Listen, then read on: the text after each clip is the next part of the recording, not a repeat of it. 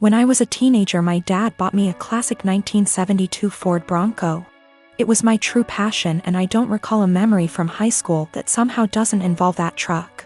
Plus, my dad and I would spend hours and hours working on it together, and we went through that especially father/son rough patch. When I was teenager, it was always that Bronco that brought us back together.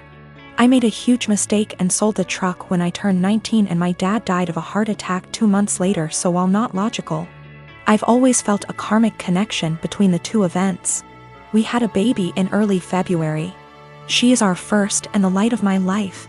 My wife is doing well, but she's back at work and she's realized that she hates all the daycares we've tried and really wants to be a stay-at-home mom, and plus she's still very hormonal from delivery. Lack of sleep and breastfeeding, so she's having a rough time and is angry a lot. I guess I need to say this.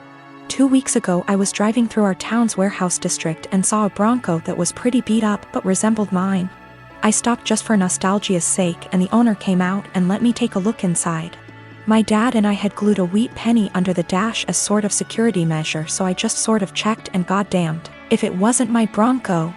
I asked him if he'd ever consider selling it. He said actually someone was on I-25 as we spoke from Colorado to buy it for $21,000. I freaked out and asked him if I could buy it right then and there for $23,000. He said if I could come up with the cash, yes. I had been procrastinating setting up a 529, so I had $12,000 in savings that my wife's parents had given us. I maxed out my credit card to Venmo, and my mom bought down a check for $4,000, and I drove away in my old car. It was like a dream come true. Like a literal dream come true. It needs a lot of work I can't afford right now, but it's mine. Like in my driveway, mine. Again. I can't even describe what a joy this is. My wife and her parents are furious with me. They feel I was deceptive, that a real man would have sacrificed anything and everything so my wife could go stay at home with his kids, and that's setting aside that they gave us the money for a college fund. My point is, my daughter is only 6 months old. We have 18 years to set up a college fund of her. But this Bronco means everything to me, and if I wouldn't have acted, it would have been gone forever. Now it can be that same connection between me and my kids. To me, it's the literal meaning of happiness. I talked with my mom, and she is basically going to buy the Bronco from me in order to refill the college fund and pay off the credit card. The $4,000 will be a gift, and she's going to give me whatever I need to restore it. She's always been awesome to me, and she's rather the money be spent now than wait for me and my sister's inheritance. I didn't tell my wife that my mom bailed me out and lied and said I found a buyer for the Bronco. I'll figure out how to cross that bridge when I get there, but my wife was so relieved that I had come to your senses. I don't want to disappoint her. It's going to take all my lying skills to pull this one off over the next few years. I don't have a problem with the idea of parents who stay home with their kids. It's not like that. I get that childcare is expensive, and that oftentimes it just makes sense. What I have a problem with is my teenage daughter literally planning her life to only become a som. As in, no college, no jobs, no certifications, nothing at all to support herself until that time might come.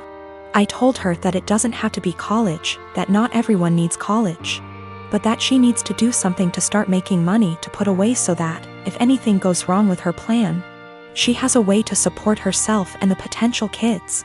Her feedback was that her backup plan was me and my husband. She would move in with us and go from there. We would help them survive. I told her then, what happens if we die, or we're incapacitated? She said, I don't know, Mom, this is ridiculous, none of it is going to happen. I told her bluntly that I don't want her becoming Nancy Botwin 2.0, that if something happens, she needs to have a backup plan and something behind her other than relying on other people. I emphasize that again, it does not need to be college. She can start working retail to learn customer service skills that she can carry on to doing call center work from home if need be. She can start working as a receptionist somewhere. She can do any number of things. But she says no, she's going to plan to be a som. With that all in mind, I asked her, when she graduates high school, what is she going to do? She said, just try to find a husband. Maybe marry someone in the military. I asked her again, in between that time, How is she going to pay her bills? Her rent? She said she assumed she would be living at home. I told her no, and that she would be moving out. She could live at home if she gets a job or tries to get some kind of community college degree or certification. But that if she insists on being a deadbeat loser and waiting for a man to come and rescue her, she's on her own. This didn't go over well, and I am now being held up as totally unreasonable, mean, etc. I don't think I'm wrong at all. I want to set her up for a lifetime of success and happiness. If this wonderful man who comes and whisks her away, knocks her up, etc., gets injured or dies, I don't want to have her come knocking at our door because she can't afford to take care of herself. My fiancé and I moved in together shortly before we got engaged. Before we did, we discussed how we'd split the housework and bills. 50//50 down the middle with some wiggle room for when the other needs help. When we moved, it was into her parents' 2-story garage that they converted into basically an apartment. They offered a low rent, $700 total, and pitch in for the electric and internet so we could save money for our own place and wedding. My fiancé earns more than me and that's cool, I'm proud of her. Before we moved in together it always seemed like she was living paycheck to paycheck, and I chalked it up to the apartment she had prior having insane high rent. She stuck to the 50//50 arrangement at first concerning bills, but she missed often and I had to remind her about it. Post-engagement, she's back to living paycheck to paycheck, either missing or very late with her part of the rent monthly. The 2 utilities we pay, groceries, late with her car payment. Her parents have talked to me multiple times about rent and I've covered her missing portion to get us caught up. And then try talking to her. It always turns into her saying we should just move if her parents are going to hound us. I told her we're lucky it's her parents because anywhere else would have kicked our asses out. On top of that, I pay my own bills, do about 65% housework, arrange and pay for most of our dates and vacations. Gifts for her, pay most towards our pets. I've suggested a financial coach, but what kicks me is whenever we're around others. She boasts about being the breadwinner since she earns more. Goes on about the stresses of being the main source of income, all the hours she has to work to pay all our bills. I was letting it slide until few days ago we were at a get-together. She and her sister started up again about her being the breadwinner. Her sister said something to the effect of her ex-boyfriend had a hard time being with someone who earned more, and my fiancé went, "Good thing OP doesn't mind me bringing home the pay." I told her just because she earns more doesn't make her the breadwinner when she blows it all on herself and I'm paying most the bills. She's embarrassed now and keeps saying I made her look bad and got her in trouble with her parents, because they want to see what she spends her money on each month, but I don't think I did anything wrong. Last night I was ready to just postpone the engagement. As of this morning, after a lot of talking and things coming to light, we are broken up. She insisted we could afford her purchases based off our total incomes. Her parents were under the impression she was also paying off my student loans, my car, my phone, and paying for our vacations. She didn't get evicted from her last apartment, but she was late with her rent often enough that they weren't going to renew her lease. So she didn't suggest us moving to a bigger apartment at her building. Biggest nope, I'm out. The monthly take-home amount she told me was what she earned before wage garnishment kicked in addition to mass debt. She's been doing some online stuff to make up for the money she loses due to that. I got the ring back. I am a 36 years old female, and I have always been into jewelry. I used to own a variety of jewelry sets, but due to unfortunate circumstances, most of them had to go so I could afford rent after I lost my job. My husband never got lucky to land a job since 2013. Thankfully now I have a stable job that gets us by from month to month. I also kept one set of jewelry which is the most valuable whether momentarily and / or sentimentally, since it's part of family heirloom. The set includes a pair of earrings, a bracelet and a necklace. All gold material, and again they are worth decent amount of money.